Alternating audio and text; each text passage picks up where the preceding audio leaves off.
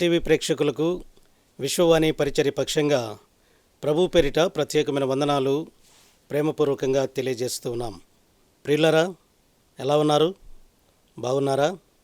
ప్రభు ప్రేమను బట్టి బాగున్నారు అని మేము నమ్ముతూ ఉన్నాం. ఎందుకనగా ప్రతిరోజు మీ కొరకు, మీ కుటుంబాల కొరకు మేము తప్పక ప్రార్థిస్తూ ఉన్నాం.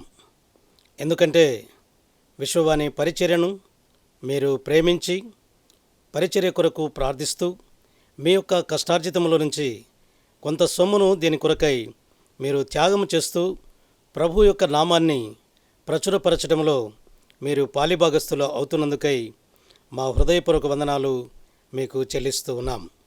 ప్రియులరా, ఈ దిన వాక్య భాగాన్ని మనం ధ్యానం చేద్దాం. లూకా వ్రాసిన సువార్త 8వ అధ్యాయము 40వ వచనం నుండి కొన్ని మాటలు నేను చదువుతాను. జన సమూహము ఆయన కొరకు ఎదురు చూచుచుండెను గనుక యేసు తిరిగి వచ్చినప్పుడు వారు ఆయనను చేర్చుకొనిరి. అంతటా ఇదిగో సమాజ మందిరపు అధికారి అయిన యాయీరు అను ఒకడు వచ్చి యేసు పాదముల మీద పడి ఇంచుమించు 12 ఏళ్ల ఈడుగల తన ఒక్కతే కుమార్తె చావ సిద్ధముగా ఉన్నది గనుక తన ఇంటికి రమ్మని ఆయనను బతిమాలుకొనెను. ఈ దిన ధ్యానాంశం కొరకై మనం ఏర్పరచుకున్నటువంటి వాక్య భాగం విశ్వాసము. జన సమూహము ఆయన కొరకు ఎదురు చూస్తూ ఉన్నారు అని దేవుని యొక్క వాక్యంలో చదివాం. ప్రియమైనటువంటి వారలారా, యేసు ప్రభువారు ఈ భూలోకంలో సంచరించిన దినాలలో 33.5 సంవత్సరాలు ఈ లోకంలో ఆయన జీవించారు. అయితే కేవలం 3.5 సంవత్సరాలు మాత్రమే శ్రేష్టమైన బోధలు, అద్భుతమైన కార్యాలు, ఆశ్చర్యమైన కార్యాలు, మహిమ కార్యాలు ఎన్నో ఈ యొక్క భూలోకంలో జరిగించినట్లుగా మనం చూస్తూ ఉన్నాం. అయితే ఇక్కడ కూడా ప్రజలు ఆయన అద్భుతాల గురించి, ఆశ్చర్య కార్యాల గురించి వింటూ ఉన్నారు. వింటూ మా గ్రామానికి వస్తే ఎంత బాగుండు, మేము కూడా ఆయన చూసి తరించేవారం, ఆయన బోధలు వినేవారం, ఆయన యొక్క గొప్ప కార్యాలు మా జీవితాల్లో కూడా మేము కల్లారా చూడాలి అని ఆశపడుతూ ఉన్నారు. చూసారా, ఆశగల ప్రాణమును ఆయన తృప్తిపరిచే దేవుడు. నీ జీవితంలో ఆశ ఉంటే తప్పక ఆయన మాట వినాలని, ఆయన్ను చేర్చుకోవాలని, ఆయన నామాన్ని ప్రకటించాలని, ఆయన సేవ కొరకై ఇవ్వాలని ఒక ఆశ కలిగి ఉంటే తప్పకుండా నీ ఆశను ఆయన నెరవేరుస్తాడు అన్న సత్యాన్ని గమనించాలి అని చెప్పి ప్రభువు పేరిట ప్రేమపూర్వకంగా నేను మనవి చేస్తూ ఉన్నాను. ఆయన ఎప్పుడైతే ఆ గ్రామానికి వచ్చాడో ఆ గ్రామ ప్రజలు హృదయపూర్వకంగా ఆయన్ని వారి గ్రామంలో చేర్చుకున్నారు.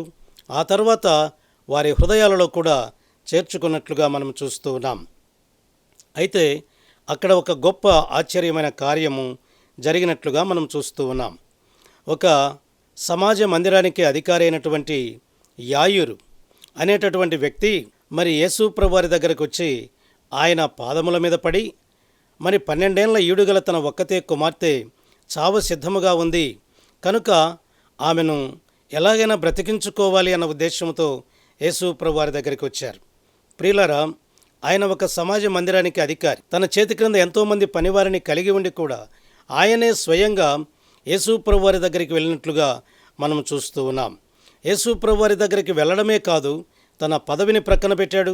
అన్నీ ప్రక్కన పెట్టి యేసు ప్రభు వారి యొక్క పాదముల మీద పడి ఇంచుమించు 12 ఏళ్ల ఈడుగల తన ఒక్కతే కుమార్తె చావడానికి సిద్ధంగా ఉంది, తన ఇంటికి రమ్మని బ్రతిమలాడుతూ ఉన్నాడు. ప్రియులారా, ఇది ఏ విశ్వాసము అనగా ప్రార్థనాపూర్వకమైనటువంటి విశ్వాసము అని మనం గ్రహించాలి. ఇక యేసు ప్రభు వారు తన ఇంటికి బయలుదేరి వెళుతూ ఉన్నారు. వెళుతూ ఉండగా చూడండి, ఎప్పుడైనా సరే అడిగిన వెంటనే మన జీవితాల్లో అద్భుతమైన కార్యం జరిగితే ఆహా, ఓహో, ఎంత గొప్ప దేవుడు అని చెప్పి మరి ఆ దేవుణ్ణి మహిమపరచడానికి మనం ఎంతగానో ముందుకు వస్తాం. ఒకవేళ కొంత ఆలస్యమైంది అనుకోండి, ఏం దేవుడో ఏమో, వారిని నమ్మాను, చూశాను, ఏమీ జరగలేదు, ఈయనను నమ్మాను, ఈయన దగ్గర ఏమీ జరగలేదు అని చెప్పి నిరుత్సాహపడి నిస్పృహ చెంది వెళ్ళిపోయేవారు ఎంతోమంది లోకంలో ఉంటూ ఉన్నారు. అయితే యాయీరు కూడా ఆయన పిలిచిన వెంటనే మరి యేసు ప్రభు వారి ఇంటికి వెళుతూ ఉన్నారు.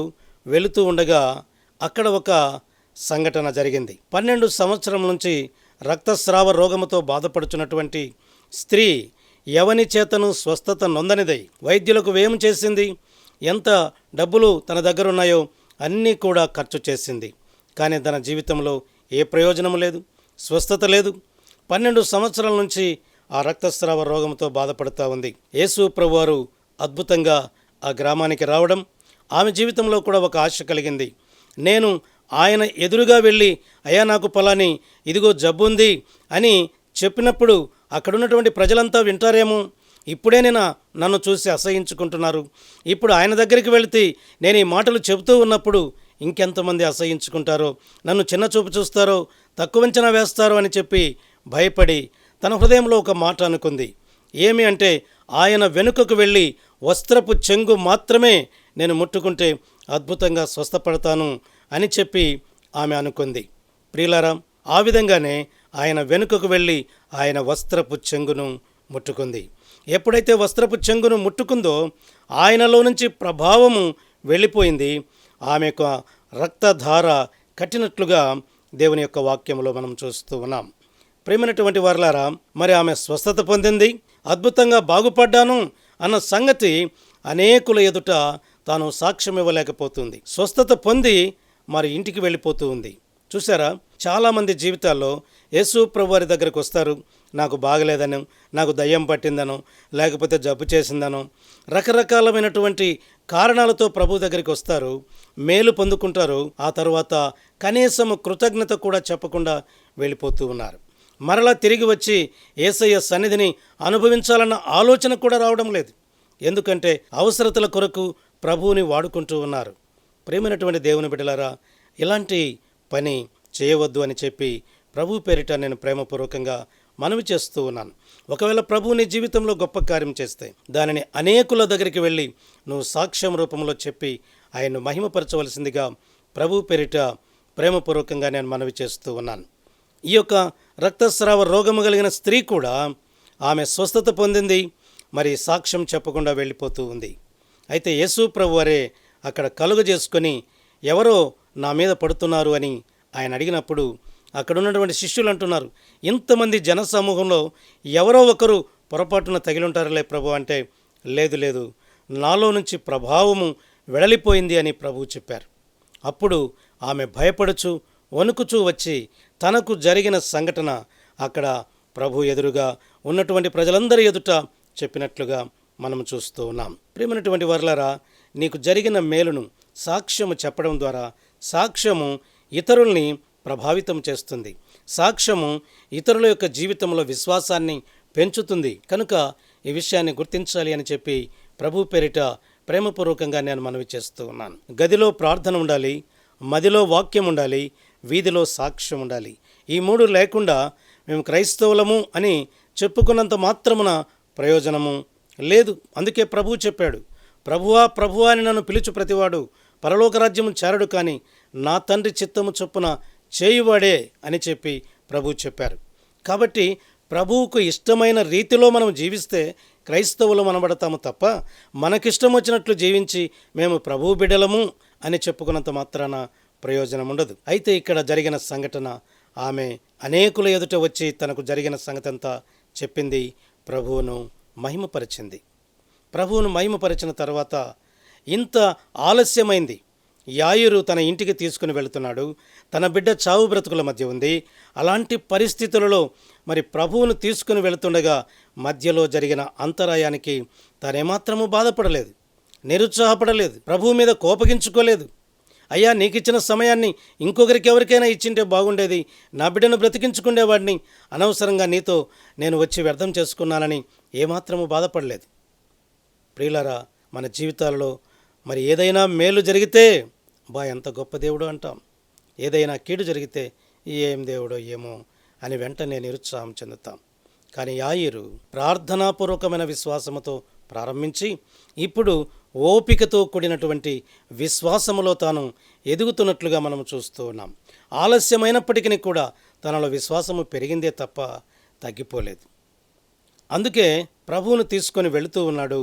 మరలా ఇంటి దగ్గర నుంచి ఒక కబురు వచ్చింది, ఒక వార్త వచ్చింది, యాయిరుని కుమార్తె చనిపోయింది, ఇక బోధకుని శ్రమ పెట్టవద్దు, నువ్వు అర్జెంటుగా వచ్చాయి, ఎందుకంటే ఇక్కడ చేయవలసిన పనులు చాలా ఉన్నాయి, భూస్థాపన కార్యక్రమం చేయాలి, బంధువులందరినీ పిలవాలి, ఇక్కడ కావలసిన ఏర్పాట్లనే చేయాలి అని చెప్పి వారు అంటూ ఉండగా, కానీ ఎక్కడ యాయిరు విశ్వాసములో తప్పిపోతాడో, ప్రభు యొక్క ప్రేమకు దూరమవుతాడని చెప్పి ప్రభు వెంటనే యాయిరు భయపడకు, నమ్మిక మాత్రముంచుము అని చెప్పి యాయిరుకు చెప్పాడు.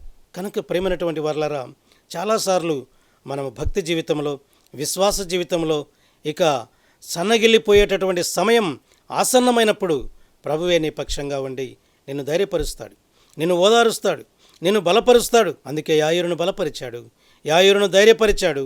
అందుకే ఇంటి దగ్గర నుంచి అలాంటి వార్త వచ్చినప్పటికీ కూడా భయపడకుండా ప్రభువుతో ధైర్యంగా ఉన్నాడు. చాలామంది మన జీవితాల్లో కూడా ఎన్ని సమస్యలు వచ్చినా, ఎన్ని కష్టాలు వచ్చినా, ఎన్ని బాధలు వచ్చినా, నీకున్న విశ్వాసములో నువ్వేమాత్రము తగ్గిపోకుండా, నీకున్న విశ్వాసములో దిగజారిపోకుండా, విశ్వాసము సన్నగిల్లిపోకుండా నువ్వు బలము పొందుకొని ఇంకా ప్రభువు యొక్క మహిమ నిమిత్తం నువ్వు ప్రభు కొరకు జీవించాలని ప్రభు పేరిట ప్రేమపూర్వకంగా నేను మనవి చేస్తూ ఉన్నాను. యాయిరు తన ఇంటికి వెళ్ళేటప్పటికీ అందరూ కూడా ఏడుస్తూ గొల్లు చేస్తూ ఉన్నారు. అయితే ప్రభు అన్నాడు, ఈ చిన్నది నిద్రించుచున్నదే కానీ చనిపోలేదు అని చెప్పి ప్రభువు చెప్పారు. అయితే అక్కడున్న వారంతా అంటున్నారు, ఈ బిడ్డ చనిపోయి మేము ఏడుస్తుంటే ఈయన వచ్చి చనిపోలేదంటాడేంటి, ఓహో గొప్ప బోధకుడు వచ్చాడు అని చెప్పి ప్రభు యొక్క గొప్పతనాన్ని కూడా వారు గుర్తించలేనటువంటి పరిస్థితిలో ఉన్నారు. ఎందుకంటే ఈ యుగ సంబంధమైనటువంటి దేవత వారి మనోనేత్రములకు గురుడితనాన్ని కలుగజేసింది. మన జీవితాల్లో కూడా ప్రభు యొక్క గొప్ప కార్యాలు మనలో చూడాలి అంటే లోకస్తులు చేసినట్లుగా మనము చేస్తే మన జీవితాల్లో ప్రభు యొక్క అద్భుతాలు చూడలేం, ప్రభు యొక్క గొప్ప కార్యాలు చూడలేం, ప్రభు యొక్క మహిమ కార్యాలు చూడలేం. ప్రభు అన్నాడు, ఆ చిన్నదాని తల్లిదండ్రులను, పేతురు యోహానులను యేసు ప్రభు వారు మాత్రమే ఆ లోపలికి వెళ్ళారు, కానీ మిగతా వారు కూడా ఎవరు లోపలికి వెళ్ళలేదు. లోపలికి వెళ్ళిన వారు మాత్రమే ప్రభువు చేసిన అద్భుతమైన కార్యాన్ని చూడగలిగారు. చిన్నదానా లే అని చెప్పగానే ఆ చిన్నది లేచి కూర్చున్నట్లుగా మనం చూస్తూ ఉన్నాం. ప్రియులారా, ప్రభువు చేసిన గొప్ప కార్యాన్ని చూసే భాగ్యము ఎవరికి లభించింది? యేసుతో ఉన్నవారికే కానీ బయట ఉన్నవారికి కాదు. యేసుతో ఉండాలంటే ఏం చేయాలి? యేసునందు విశ్వాసం ఉంచాలి, నిరీక్షణ ఉంచాలి. వారు మాత్రమే చూడగలరు. వీరు గొల్లున రొమ్ము కొట్టుకొనుచు ఏడ్చుచున్నారే కానీ ప్రభువును వెంబడించేటటువంటి యోగ్యత వారికి లేదు. ప్రభు యొక్క గొప్ప కార్యాలు చూసే అవకాశం వారికి లేదు. చనిపోయినటువంటి ఆ బిడ్డను యేసయ్య మాట మాత్రము చేత సజీవురాలిగా లేపినట్లుగా మనం చూస్తూ ఉన్నాం. తన బిడ్డను సజీవురాలిగా చూసుకోగలిగేటటువంటి పరిస్థితి ఏ విధంగా కలిగింది యాయిరుకు అని మనం ఆలోచిస్తే ప్రార్థనాపూర్వకమైన విశ్వాసంతో ప్రారంభించాడు. ఓపికతో కూడినటువంటి విశ్వాసాన్ని కలిగి ఉన్నాడు, ఓర్పుతో కూడినటువంటి విశ్వాసాన్ని కలిగి ఉన్నాడు. ఈ 3 విశ్వాసాల యొక్క ఫలితమే తన బిడ్డను సజీవురాలిగా తాను చూసుకోగలిగాడు. నీ జీవితంలో ఇటువంటి విశ్వాసాన్ని కలిగి ఉన్నావా? నమ్మకాన్ని కలిగి ఉన్నావా?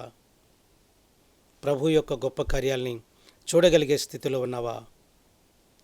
చూసినటువంటి నీవు ఇతరులకు చెప్పకుండా ఉండకూడదు.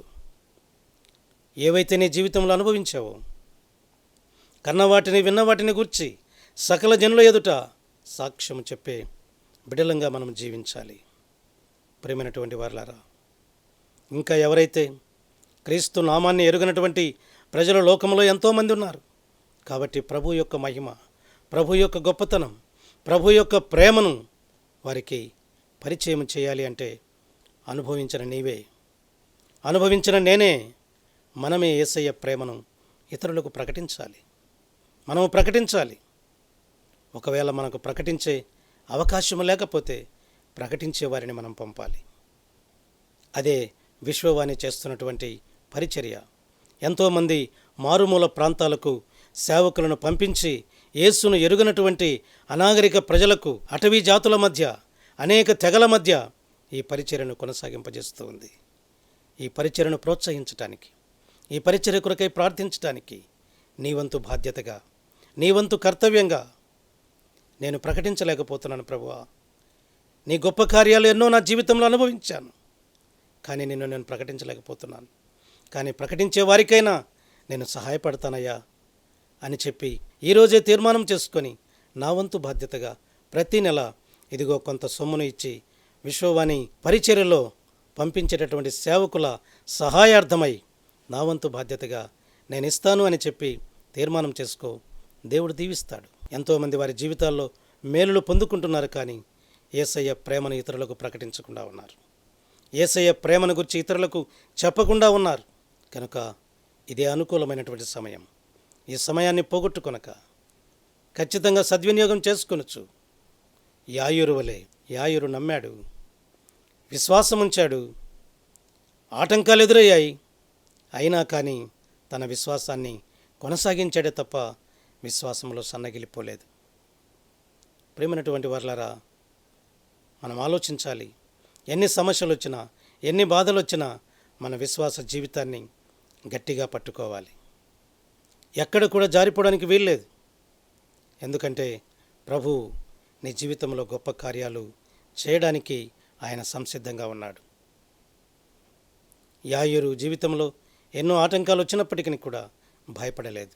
ఎప్పుడు కూడా ప్రభు కార్యాలు ఆటంకాలతో ప్రారంభమై అద్భుతాలతో ముగుస్తాయి అన్నటువంటి సత్యాన్ని గమనించాలి అని చెప్పి ప్రభు పేరిట నేను మనవి చేస్తూ ఉన్నాను. యాయూరు తగ్గించుకున్నాడు. యాయూరుకున్న సమస్తాన్ని ప్రక్కన పెట్టాడు. యేసయ్య కంటే ఎక్కువగా దేన్ని ప్రేమించలేదు. నాకంటే ఎక్కువగా దేనినైనా ప్రేమించువాడు నాకు పాత్రుడు కాదు అని ప్రభువు చెప్పారు. అందుకే యాయూరు అధికారాన్ని ప్రక్కన పెట్టాడు, హోదాను ప్రక్కన పెట్టాడు, డబ్బును ప్రక్కన పెట్టాడు, పనివారిని ప్రక్కన పెట్టాడు. తానే స్వయంగా వచ్చి యేసు పాదాల మీద పడ్డాడు. ప్రార్థనాపూర్వకమైన విశ్వాసంతో ప్రారంభించాడు. ఓర్పుతో కూడిన విశ్వాసాన్ని కలిగి ఉన్నాడు. ఓపికతో కూడిన విశ్వాసాన్ని కలిగి ఉన్నాడు. అందుకే తన బిడ్డను సజీవురాలిగా చూసుకోగలిగాడు. ఈ లోకంలో అనేక మంది చచ్చిన వారి వలె ఉన్నారు. వారి పాపముల చేతను అపరాధముల చేతను చచ్చిన కుక్కలాంటి జీవితాలు కలిగి ఉన్నారు. నీవు బ్రతుకుచున్నావన్న పేరు మాత్రమే, కానీ నీవు మృతుడవే అని చెప్పి దేవుని యొక్క వాక్యం తెలియజేస్తుంది. కాబట్టి ఈ విధంగా అనేక మంది చనిపోయి ఉన్నారు. పాపముల విషయమే చనిపోయి ఉన్నారు. వారిని తిరిగి బ్రతికించాలి అంటే, వారిని తిరిగి బ్రతికించగలిగే యాయూరు లాంటి విశ్వాసం నీకు నాకుందా? వారిని బ్రతికించాలంటే మన వంతు బాధ్యతగా మనం వెళ్ళాలి, లేదా వెళ్ళే వారిని పంపించాలి. దేవుని గొప్ప కార్యాలను ఇతరులకు ప్రచురపరచాలి. ప్రభువు నామాన్ని గొప్ప చేయాలి. అట్టి కృప పరిశుద్ధాత్మ దేవుడు మనకు దయచేయునుగాక. ఆమేన్. ప్రార్థన చేసుకుందాం. ప్రేమగల తండ్రి, పరిశుద్ధుడా, మీకు వందనాలు, స్తోత్రాలు చెల్లిస్తున్నాం. నాయనా, ఈ సమయంలో ప్రభువా, విశ్వాసమును గురించి మీరు మాతో మాట్లాడారు.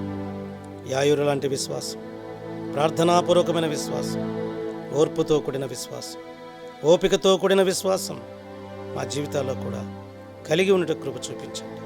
మేలులు పొంది మిమ్మల్ని మహిమపరచకుండా ఎన్నోసార్లు వెనుకపోయినటువంటి పరిస్థితులు ఉన్నాయి. అలా వెళ్ళిపోకుండా అనేకుల ఎదుట మీరు చేసిన గొప్ప కార్యముల నిమిత్తమై సాక్ష్యం చెప్పి మిమ్మల్ని మహిమపరిచే గొప్ప భాగ్యం మా జీవితాల్లో దయచేయండి. మమ్మల్ని మీ కృపాహస్తాలకు అప్పగించుకుంటూ యేసు పరిశుద్ధ నామమున స్తుతించి అడిగి వేడుకుంటున్నాము తండ్రి. ఆమేన్. ఇప్పుడు మన పరమ తండ్రి దేవుని ప్రేమయు, ప్రభువైన యేసుక్రీస్తు వారి యొక్క కృపయు, పరిశుద్ధాత్మదేవుని యొక్క అన్యోన్య సహవాసం, సన్నిధి సహాయం మనకు సర్వ పరిశుద్ధులకు సర్వదా సదాకాలము తోడయుండి నడిపించునుగాక.